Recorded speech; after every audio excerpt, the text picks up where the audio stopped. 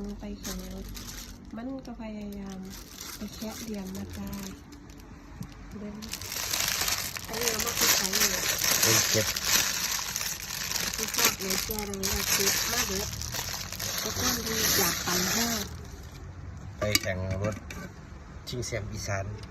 อยู่เมืองเลยมันบ่ให้เงินนะตั้งหนาผมอยากไปอย่างแม่ก็มีแต่เหรียญสตังค์นะมันเก็บเหรียญที่ไปแลกเอาเหรียญไปแล้วที่ไหนจังหวัดนี่ละงบคำนี่ละเบ็ดคำไหนกับอยู่ระวังนั่นละเบ็ดกลางทางจะอยู่กลางทางน่ะไม่ว่าจะรับคือสู้ๆเด้อนับเหรียญเราสู้ๆเป็นบทสรุปสิได้จักบาทเนาะนะครับเบิ่งคลิปต่อไปเบิ่งอันนั้นนี่นะครับผมอยากไปแข่งรถเขาไว้เงินผมก็เนี่ยเงินเก็บผมเอาเหรียญบาท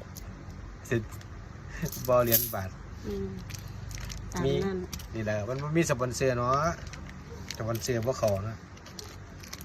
สปอนเซอร์ถูกเก็บตังค์หมดถูกรอบเงินถูกรอบเงินมันรวมเงินกูไปแล้ว